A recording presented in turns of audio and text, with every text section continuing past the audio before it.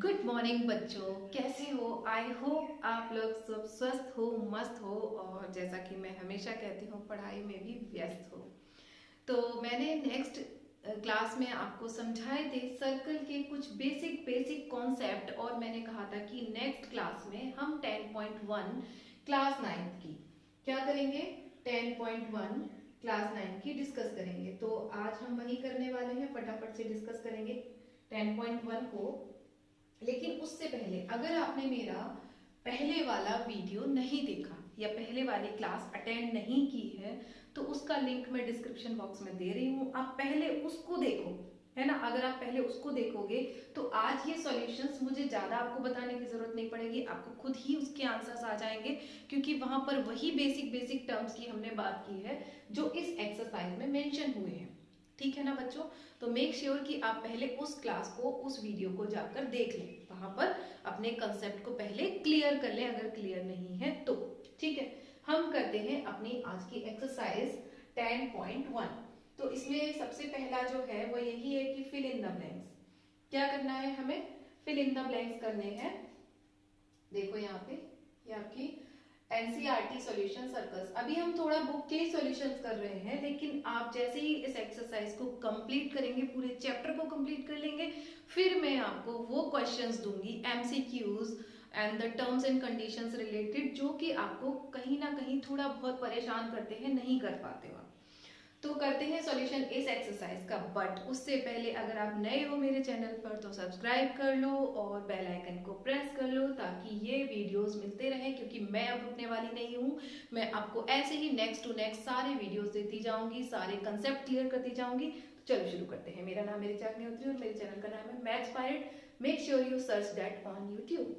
चलो तो देखते हैं यहाँ पे आज का हमारा पहला क्वेश्चन। तो पहला क्वेश्चन है कि पहला क्वेश्चन क्या है? ये कह रहा है कि देखो, ये कह रहा है the centre of the circle lies in. अरे भाई इतना सिंपल है कि सर्कल का सेंटर कहाँ लाई करता है, सबको पता है कि हमारा जो सर्कल होता है उसका सेंटर तो अंदर होता है ना। अंदर मतलब इंटीरियर, तो इंटीरियर मतलब ये ऑप्शन हो गया हमारा। ओहो हो, मैंने एक्सटीरियर को क्लिक कर दिया। मैम ध्यान कहाँ है आपका? यही है बच्चों। तो क्या होगा? इंटीरियर होगा। ठीक है, सर्कल का सेंटर कहाँ होता है? सर्कल के अंदर होता है। इन मतलब अंदर, एक्स मतलब बाहर। लास्ट क्लास में मैंने आपको बताया था इन मतलब अंदर और एक्स मतलब बाहर। तो आंसर हो गया इंटीरियर। क्या हो गया? इंटीरियर हो गया। ठीक है, अभी देखते हैं next. A point whose distance from the center of the circle is greater than its radius lie in। देखो क्या कह रहा है, एक ऐसा पॉइंट है जिसका distance from the centre of the circle is greater than its radius. ठीक है, एक ऐसा पॉइंट है जिसका डिस्टेंस जो है वो इसकी रेडियस से ज्यादा है, तो वो कहाँ चला जाएगा?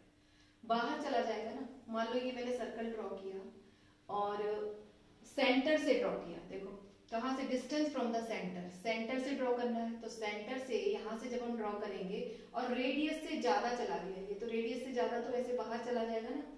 कहाँ से शुरू कर रहा है? सेंटर से शुरू कर रहा है और रेडियस से बाहर। रेडियस से बड़ा है तो बाउंड्री से बाहर निकल जाएगा, रुकेगा ही नहीं। ये गया गया गया गया, यहाँ चला गया, मतलब ये क्या हुआ? सर्कल के बाहर चला गया। सर्कल के बाहर मतलब क्या हो जाएगा? एक्सटीरियर चला जाएगा। ठीक है, अब देखो next. The longest chord of a circle is अ। अरे बताया था मैंने आपको लास्ट में कि एक सर्कल की सबसे लॉन्गेस्ट कॉर्ड क्या होती है? जल्दी कमेंट करके बताओ मुझे क्या होती है। एक सर्कल की सबसे लॉन्गेस्ट कॉर्ड क्या होती है?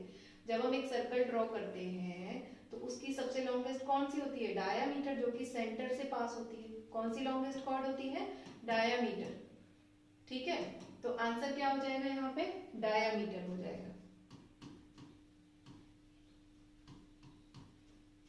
डायमीटर। ठीक, नेक्स्ट देखो, an arc is a dash when it's end are at the end of diameter. लो भाई क्या कह रहा है? एक आर्क बनाओ, एक आर्क बनाओ कुछ ऐसा कि इसके एंड्स जो है वो डायमीटर के ही एंड्स हो। देखो मैं मान लूं कि ये सेंटर है। ठीक है, मैंने मान लिया कि ये क्या है? सेंटर है और सेंटर से पास होता हुआ हमने खींचा एक डायमीटर। ये डायमीटर के पॉइंट है ए बी, ये डायमीटर के पॉइंट हो गए ए बी। अब क्या कह रहा है? आर्क के भी एंड पॉइंट वही है जो डायामीटर के एंड पॉइंट है। देखो क्या कह रहा है, an arc is a dash when its ends are at the ends of diameter. इस आर्क के एंड्स जो है वो डायामीटर के एंड पे, मतलब तो आर्क ऐसा बनेगा ना, या तो इधर बन जाएगा या फिर इधर बन जाएगा। तो ये दोनों क्या है, सेमी सर्कल है। तो यहाँ पे क्या आ जाएगा, सेमी सर्कल।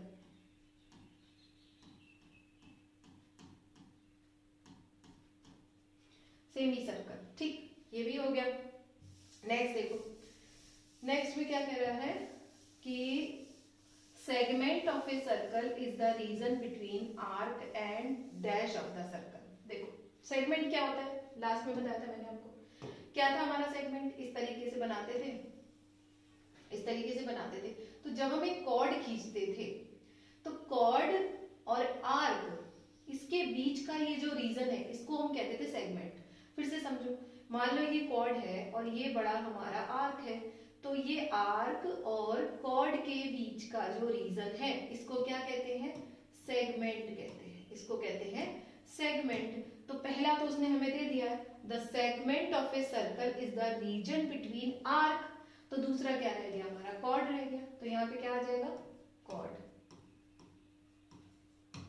ये आ जाएगा कॉर्ड, ठीक। Last one, a circle divide a plane in on which it lie। ओहो, देखो मैंने कहा था ना ध्यान से इस चीज को समझना।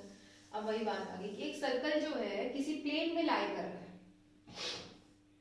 एक सर्कल अगर किसी प्लेन में लाई कर रहा है तो इस प्लेन को ये कितने पार्ट में डिवाइड कर रहा है, तो मैंने आपको समझाया था कितने पार्ट में डिवाइड करेगा, बोलो बोलो बोलो, 3 पार्ट में डिवाइड करेगा, समझाया था ना। एक पार्ट एक्सटीरियर, एक सर्कल इटसेल्फ, और एक पार्ट इंटीरियर। कितने पार्ट हो गए, एक्सटीरियर, इंटीरियर और सर्कल, 3 पार्ट हो गए ना। तो कितने पार्ट यहाँ पे लिखेंगे, 3 पार्ट, 3 पार्ट्स, ठीक है। ये हो गया खत्म हमारा। देखो यहाँ पे सॉल्यूशंस भी मैंने यहाँ पे लिख दिए यहाँ पे, ठीक है। तो ये इसके सॉल्यूशंस भी हैं, आपको आप यहाँ से नोट कर सकते हो। अभी देखते हैं नेक्स्ट, ट्रू फॉल्स।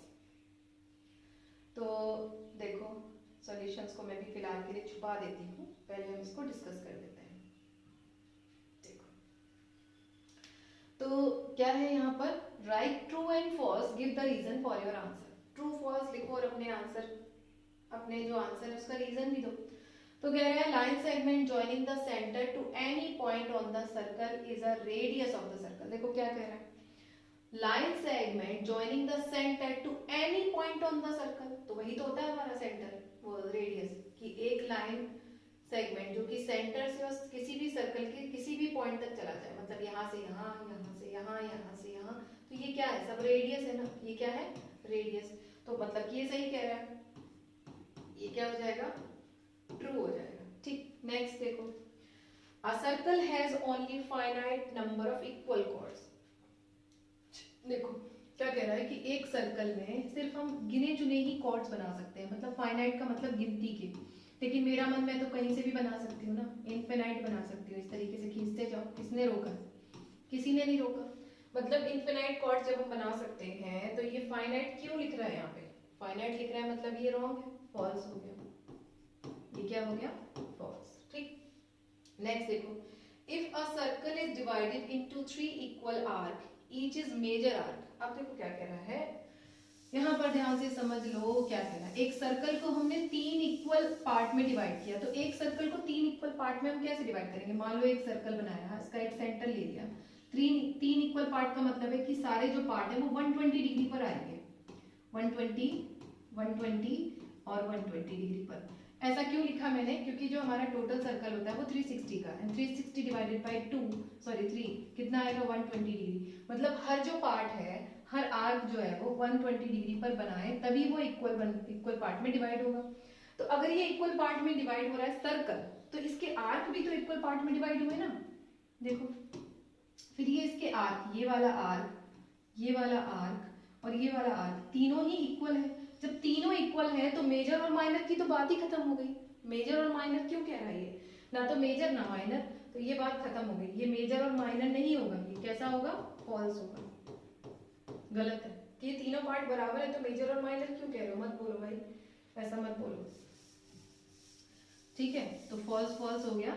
ये हमारा था ट्रू, तो ये था true and this was false, और ये भी हो गया फॉल्स। अब देखते हैं नेक्स्ट हमारा, तो देखो ट्रू फॉल्स फॉल्स, ओके इसको हाइड कर लो, चुप जाओ भाई, ठीक है। देखो नेक्स्ट क्या है, a chord of a circle which is twice as long as its radius is known as diameter। तो जो रेडियस है, a chord of a circle, एक सर्कल की कॉर्ड जो कि कैसी है, twice as long as its radius। तो हमको पता है, ये करने की भी जरूरत नहीं है, 2r is equals to diameter होता है ना, ये 2r is equals to diameter, मतलब ये सही कह रहा है, it is right। The sector of the region between two chords and its corresponding arc। The sector is the region between the chord and its corresponding arc। तो chord और corresponding arc के बीच को तो हम segment कहते हैं ना। देखो ये chord है और ये corresponding इसका arc है, ठीक है, समझो इस चीज को। chord और corresponding arc की बात कर रहे हैं, एक chord बनाए और उसके corresponding एक arc बनाए। तो देखो अगर हम एक सर्कल बनाए इस तरीके से और एक बना दे chord, तो उसके करस्पॉन्डिंग ये आर्क बन रहा है, ये वाला आर्क, ये वाला आर्क बन रहा है और ये वाला आर्क बन रहा है। ये दोनों आर्क से जो रीजन बनता है, ये वाला ये तो सेगमेंट कहलाते हैं। ये क्या कहलाते हैं, सेगमेंट। लेकिन वो कह रहा है सेक्टर, वो क्या कह रहा है, सेक्टर, मतलब ये क्या हो जाएगा, फॉल्स, ठीक है।